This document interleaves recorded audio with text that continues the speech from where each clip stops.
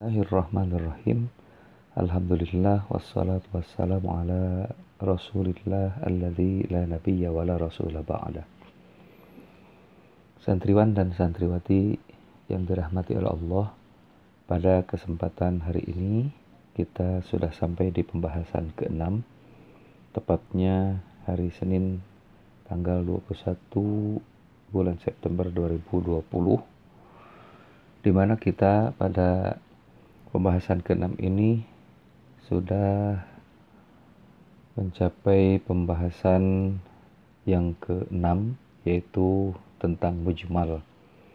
Lebih detailnya kita lihat judul di atas, yaitu Al-Mabhatsus Sadisu fil Mujmali. Pembahasan ke-6 yaitu tentang mujmal.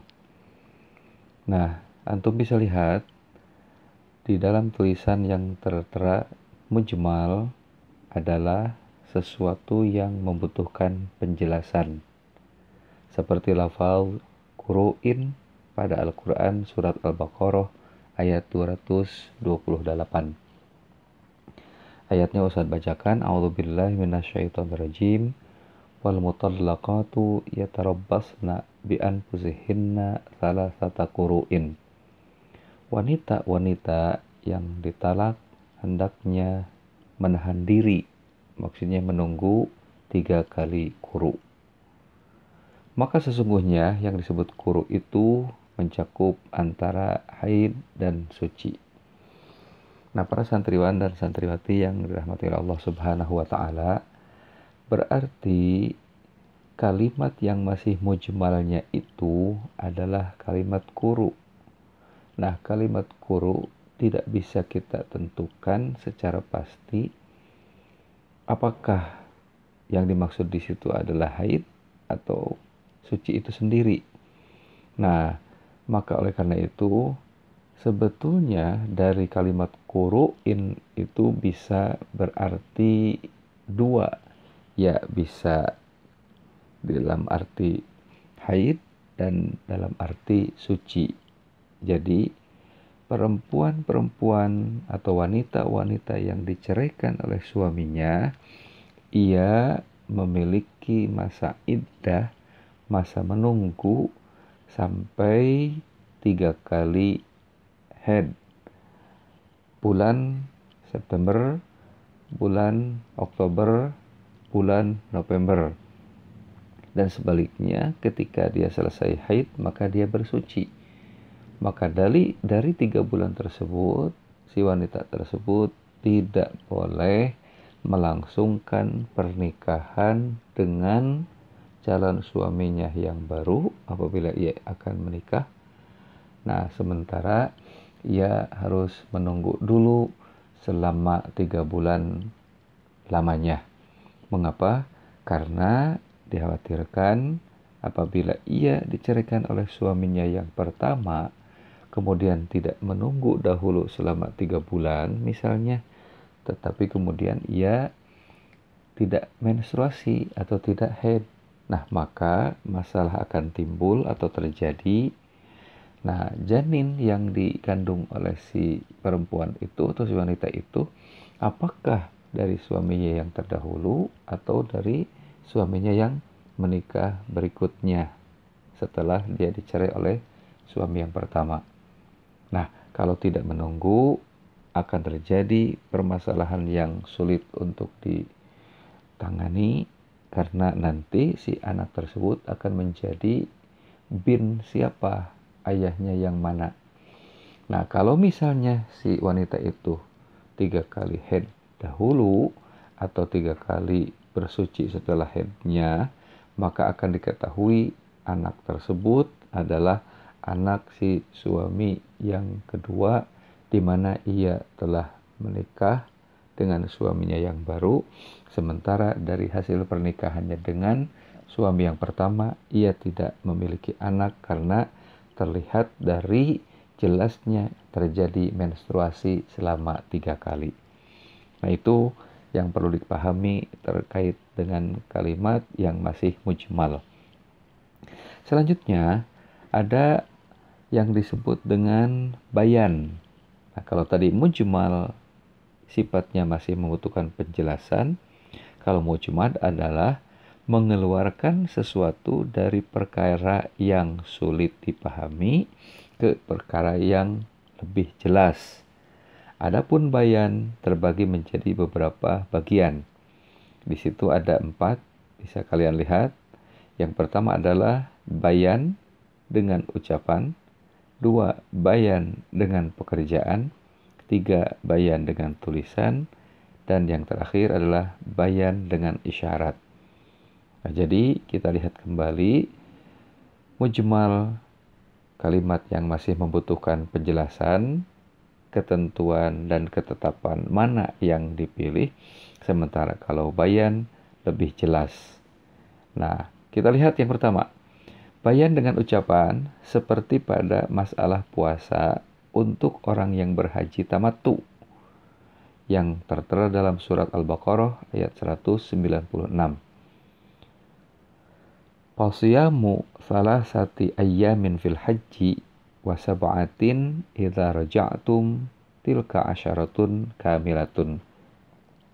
Artinya, maka wajib berpuasa 3 hari dalam masa haji dan 7 hari lagi apabila kamu telah pulang kembali. Itulah 10 hari yang sempurna.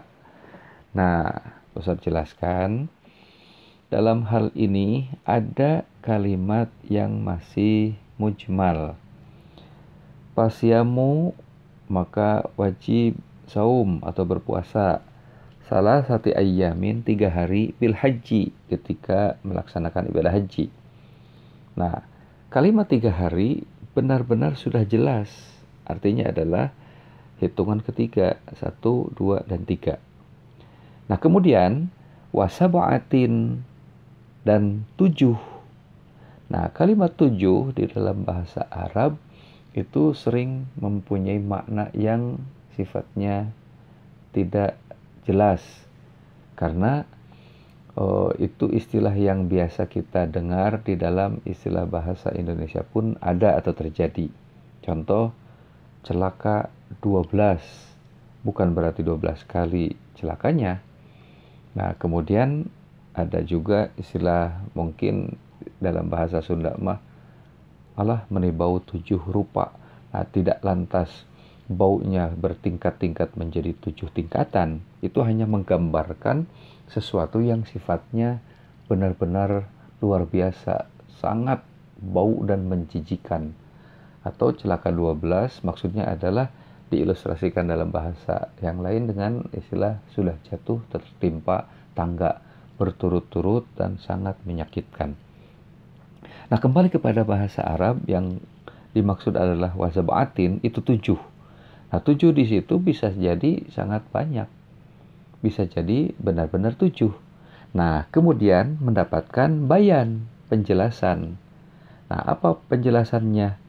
Idza raja'tum, apabila engkau kembali, tilka asyaratun kamilatun. Nah, hal itu jumlahnya sebanyak 10 hari yang sempurna.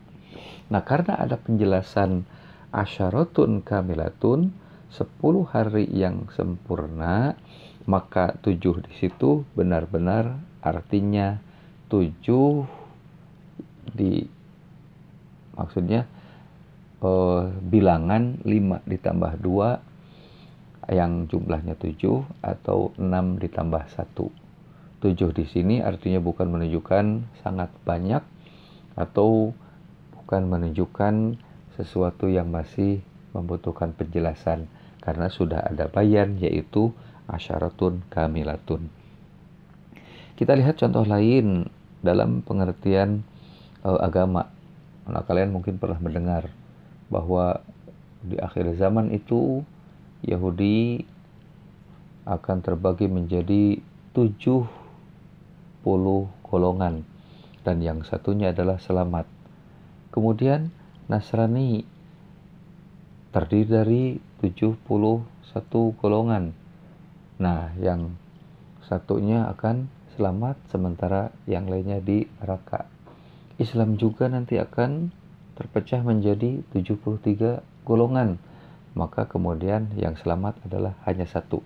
Nah, maka 70, 71, 72 atau 73 di situ tidak menunjukkan Islam menjadi ada 73 dari 1 sampai 73, tetapi isyarat dari bahasa Nabi menunjukkan kalimat 73 di situ Islam akan terpecah menjadi sejumlah golongan-golongan yang sangat banyak dan semuanya sesat kecuali yang satu, yang 70 sekian atau yang sekian ratus atau yang sekian ribu itu akan menjadi ahli neraka, sementara yang satu selamat. Siapa yang selamat itu? Yang menurut Rasulullah SAW yang berpegang teguh kepada Al-Quran dan Sunnah, yang tamasuk berpegang teguh kepada Al-Quran dan Sunnah. Nah, itulah contoh bayan dengan ucapan. Yang kedua, bayan dengan pekerjaan, seperti yang dilakukan oleh Nabi SAW dalam memberikan contoh praktek sholat dan yang lainnya. Nah, ini bisa kita yakini, sholat kita hari ini dan sholat kita orang tua hari ini dan sholat kaum muslimin pada umumnya di dunia, itu dari siapa? Tentu adalah berdasarkan bayan atau penjelasan dari praktek ibadah sholat yang tidak pernah berhenti sejak Rasulullah SAW diperintahkan melaksanakan ibadah sholat. Sampai hari ini dan sampai hari kiamat, sholat akan terus berlangsung seperti itu. Karena apa? Karena sifatnya mutawatir amali. Secara turun-temurun kita melihat praktek sholat. Dan di samping itu tentu ada dalil yang menguatkannya dari hadis Nabi SAW. Sallu kama ra'aitumuni usolli. Sholatlah kalian sebagaimana kalian melihat aku sholat. Nah, pengertian melihat aku sholat di sini bukan berarti kita sejaman dengan Nabi, bukan berarti kita langsung melihat videonya Nabi, tidak. Tetapi dari praktek sholat yang dilakukan setiap hari dan secara turun-temurun tidak pernah ada putusnya. Yang ketiga, bayan dengan tulisan, seperti penjelasan tentang kadar zakat dan diat, denda, maksudnya diat itu anggota tubuh. Itu telah ditulis Nabi dalam sebuah kitab yang masyhur. Hal ini dapat dilihat dari sebuah hadis.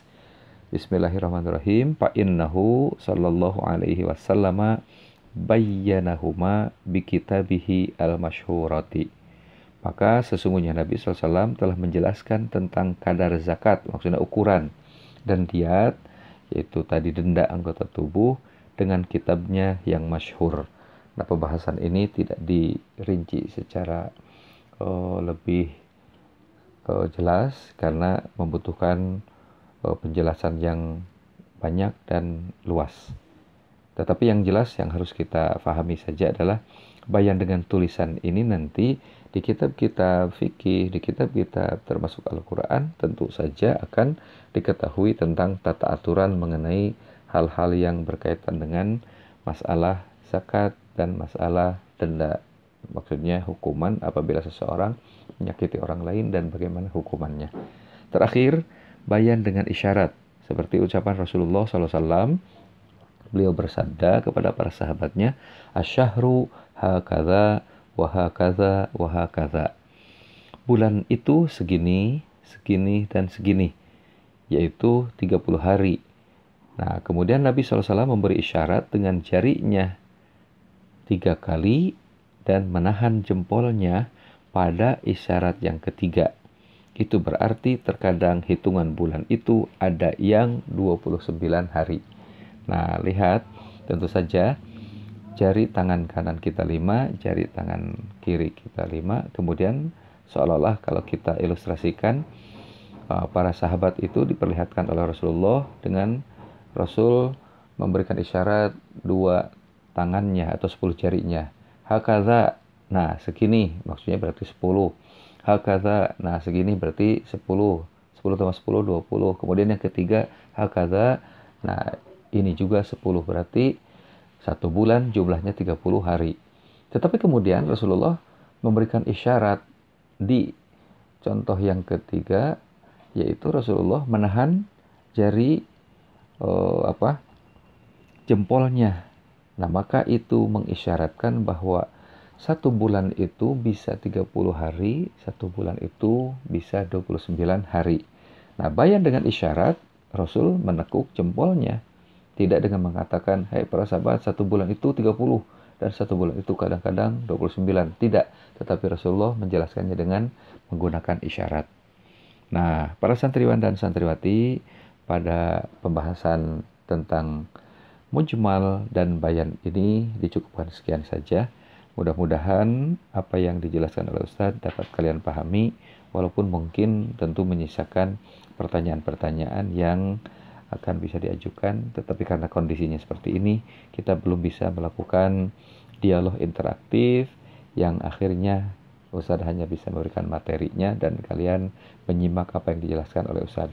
Yang terpenting, kita terus diberikan keberkahan oleh Allah Subhanahu wa taala dan semangat belajar untuk terus memupuk pengetahuan kita agar tidak menjadi stagnan atau mandeg karena dengan adanya musibah ini lantas kita berhenti belajar. Tidak, tetapi kita harus terus semangat belajar. Demikian, sekali lagi mohon dimaafkan atas segala kesalahan. Wassalamualaikum warahmatullahi wabarakatuh.